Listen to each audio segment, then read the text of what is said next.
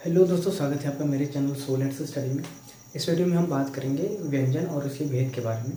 पिछली वीडियो में मैंने बताया था आपको कि व्यंजन को हम कितने आधार पर पढ़ेंगे। तो मैंने बताया था 3 आधार पर पढ़ेंगे: उच्चारण स्थान के आधार पर, उच्चारण के आधार पर और स्वर तंत्रियों में कंपन के आधार पर।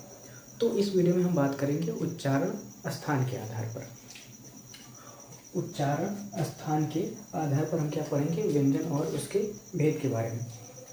तो उच्चारण और स्थान के आधार पर क्या बात करते हैं दोस्तों? तो इसमें हमें तीन भेद मिलते हैं व्यंजन के: स्पर्शीय व्यंजन, दूसरा अंतस्थ व्यंजन और तीसरा ऊष्म व्यंजन। तो इन 3 भेदों के बारे में हम बात करेंगे। जैसा कि आप लोग जानते ही होंगे कि व्यंजन किसे कहते हैं? जो स्वरों की सहायता से बोले जाते हैं, जिनका उच्चारण करने में हम स्वर वर्णों का उपयोग करते हैं, उसे हम क्या कहते हैं? व्यंजन कहते हैं। तो ये एक तो नॉर्मल सी बात है। तो हम बात करते हैं इनके भेदों के बारे में। स्पर्शी व्यंजन। स्पर्शी व्यंजन क्या होता है दोस्तों? स्पर्शी व्यंजन वो होता है जो हमारे मुख के निम्न भागों को या अलग अलग भागों को छूते हुए जो वर्ण उच्चरित होते हैं, इसीलिए इसे क्या कहा जाता है? उच्चारण स्थान के आधार पर।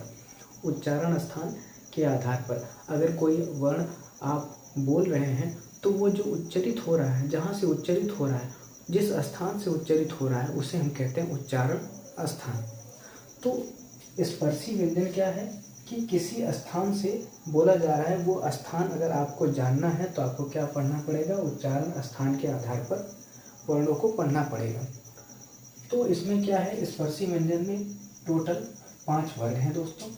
क वर्ग है, च वर्ग है, ट वर्ग है, त वर्ग है और प वर्ग है। बात करें दोस्तों तो जो स्पर्शी व्यंजन, अंतस्थ व्यंजन और ऊष्म व्यंजन, इन तीनों को मिलाकर हमारे पास 33 व्यंजन प्राप्त होते हैं। 33 व्यंजन कैसे कैसे प्राप्त होते हैं वो मैं इस वीडियो में आगे धीरे धीरे बताऊंगा। तो सर्वप्रथम बात कर रहे हैं स्पर्शी व्यंजन की। तो स्पर्शी व्यंजन क्या है दोस्तों? ये आपके सामने है वर्ग में। यानी कितने वर्ग हैं? 1, 2, 3, 4, 5। 5 वर्ग हैं दोस्तों। इन 5 वर्गों में हमें 5-5 वर्ण दिखाई दे रहे होंगे। क वर्ग में है क, ख, ग, घ, अंग।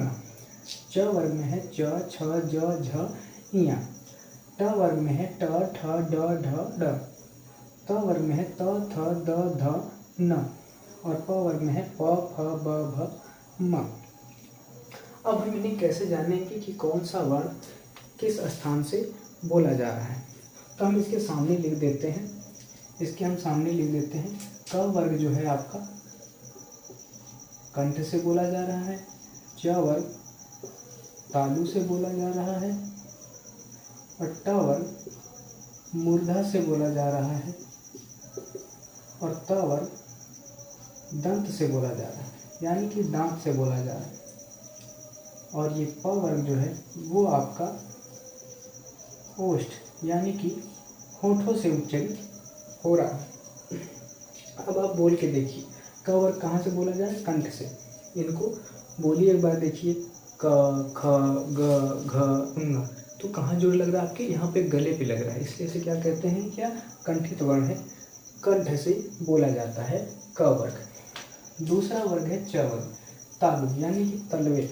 जो ऊपर आपका जो हिस्सा होता है, यहाँ पे जो ऐसे होता है दांत के, ये दांत होते हैं और दांत के ऊपर ये जो ऊपर है इसको क्या कहते हैं? तलवे कहते हैं। ये जो बीच में जीभ होती है आपकी, तो ये जो हिस्सा है इसको क्या कहते हैं? तालु कहते हैं।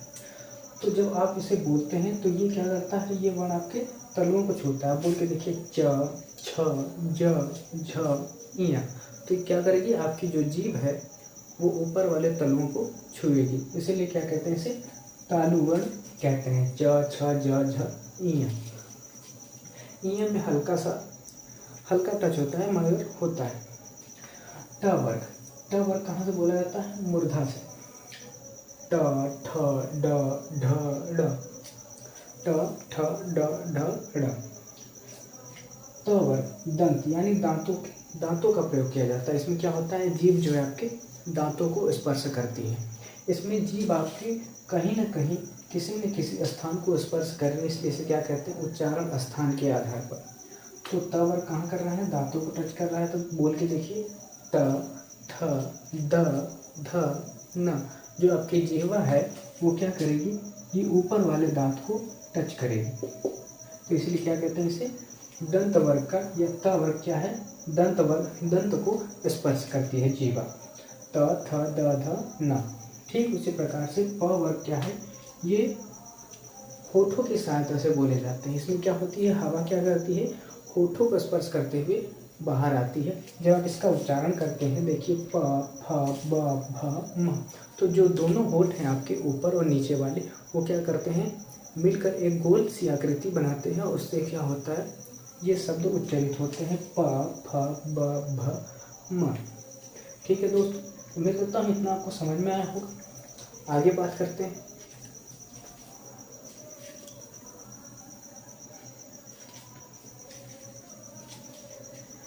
तो उम्मीद करता हूँ दोस्तों ये आपको समझ में आया होगा। तो टोटल गिनती कर लेते हैं, 5 वर्ग हैं और हर वर्ग में 5-5 वर्ण हैं। यानी कि कितने हो जाएंगे आपके पास, तो आपके पास हो जाएंगे 25 वर्ण। 25 वर्ण क्या हो जाएंगे, स्पर्शी व्यंजन हो जाएंगे। 25 वर्ण क्या है, स्पर्शी व्यंजन है।